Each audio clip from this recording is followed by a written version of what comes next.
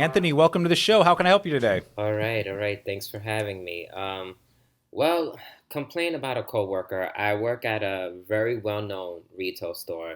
I don't know if I can say the name or not, but in Times Square, I've been there for almost a year now, and there's this one coworker that just doesn't do anything. Is not a team player. She's very lazy. I don't know how she gets by, but she does. She doesn't do anything. The rest of us, we have to pick up the slack. We have been nice to her. We've spoken to her about it. We've mentioned it to the other team leaders, but nothing has changed. If anything, it's getting worse. So I'm wondering, how can I get her fired? How how could you get her fired? Yeah. I don't know the answer to that because I don't know what the procedures are at your organization. But you are the same level as her. Yeah. Right. Okay. Yes. Coworkers and I So we're at the same level. We're sales associates and cashiers. okay. And so, what do your managers say about it? Like, do they notice the same thing? Yes, some of them have noticed. We've brought it to their attention a few times in the past, but it just, we tell them, but then it seems like as soon as they turn their back, she kind of just goes back to her old ways. So I feel like maybe it's something that they have to see it to maybe believe it even more rather than just, I don't know if they've given her warnings or not, but I figure like by now, like, because I know at our job is like you get 3 warnings. So one verbal, one written, and then the final is termination. But I feel like by now that would have happened. So I'm just like, it's a nuisance. It's like we don't want her there. And I'm just like, how do I get her to be gone? Okay. So there's an issue with her level, her work ethic. Everything, she's useless. And what about her personality? She's not she's not mean, but she's not the nicest. She's just she has no care in the world. She just doesn't care. If she were doing her job well, she would be tolerable to work with. Yeah, but she doesn't do the work.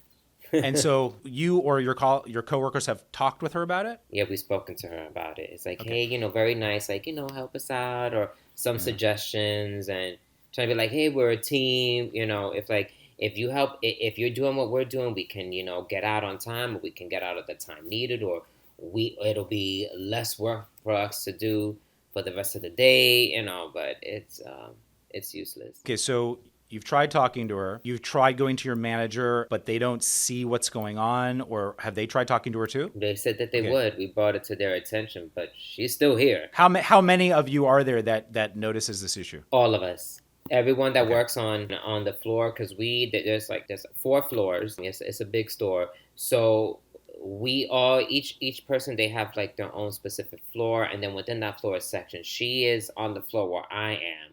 And so everyone on that floor doesn't like her, complains about it. It's like Have you all filed formal complaints about it? Oh yeah, we brought it up to the managers. That's what we can do. All we can do is just we bring it up to the managers. I don't think there's something that we can file. If you go to your HR department and say, I'd like to file a formal complaint, they won't let you do that? Not to my knowledge, because the HR, that would have to be more a serious aspect of like maybe like sexual harassment or other things. But this is just in regards of just work performance. If it was more of an issue of how she treats us and what she's saying to us, then that would be an HR issue. But because this is just work performance related, then I don't think that qualifies as an HR issue, which is why I've only just brought it up to the manager and have spoken to her about it. You've taken the right route. You talk to her, that doesn't work. You talk to your supervisor manager,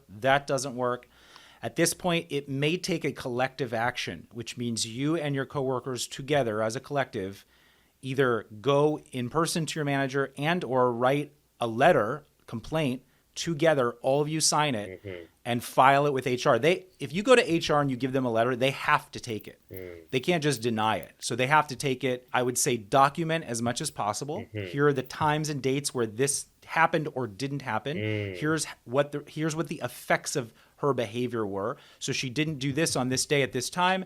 And so as a result, this happened. We had to do this. We had to pick up this. We had to close late. Document as much as possible. Take that as a collective to HR. I almost guarantee they're going to take that into notice and take it seriously. And if nothing happens, you keep doing it. You keep documenting. You keep filing a collective complaint as often as you need to until they actually tell you they're going to do something about it. Whether or not they put her on a performance plan or they just let her go or whatever. I'm not sure, but until you see some action from your company, you ought to get together as a collective and do it. It's kind of like unionizing for a particular purpose. Does that sound like it could be a next step for you? Yeah. So even if it's just about just work performance related. Absolutely, because this is causing a conflict. A lot of times performance at work causes conflict because someone's not performing well or they're not being recognized for performance or something. So a lot of times that causes, if this is causing an ongoing conflict, and HR it has been going on for months. HR has to know about this. Okay. It's really important for them to know about this. Absolutely. And by the way, you can put in your letter, not sure what they can be transparent about in terms of action, but you can put in your letter that we would like to hear what will be done about this. We would like to know what the action will be or what the consequence will be. We want some updates on accountability.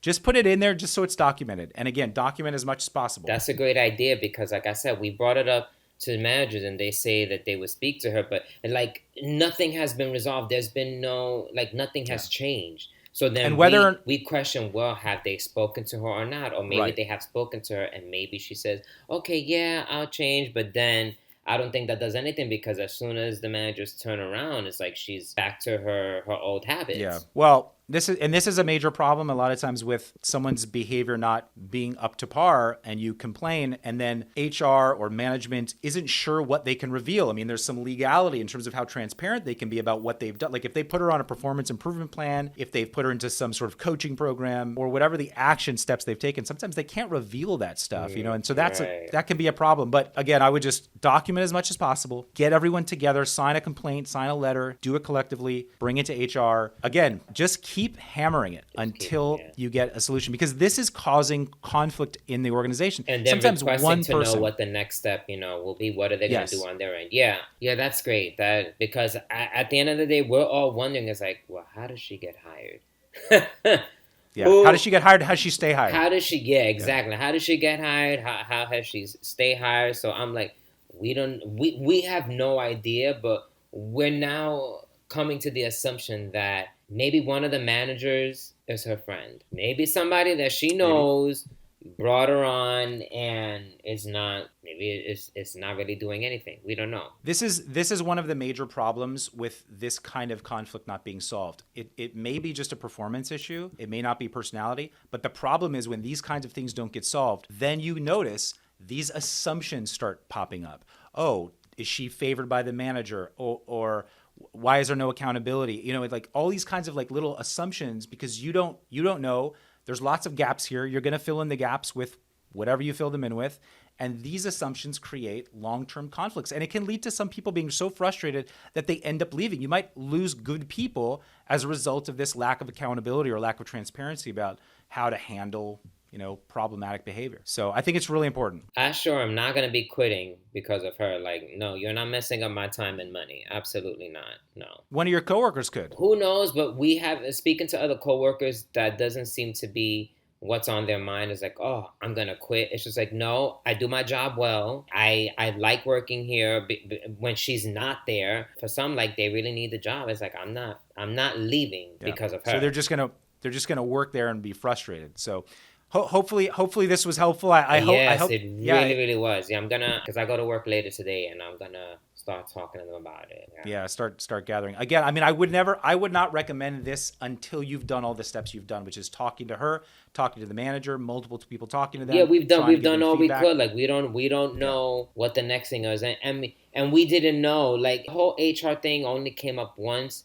But again, because he was like, well, we don't know if this even classifies as an HR. But what you're saying now of how to go about it, collective, and then, yeah. All right. Well, thanks, Anthony. I appreciate you coming on. Yeah. Oh, my goodness. Thank you so much. Hey, thanks for tuning into the Peacebuilding with Dr. Pollack show.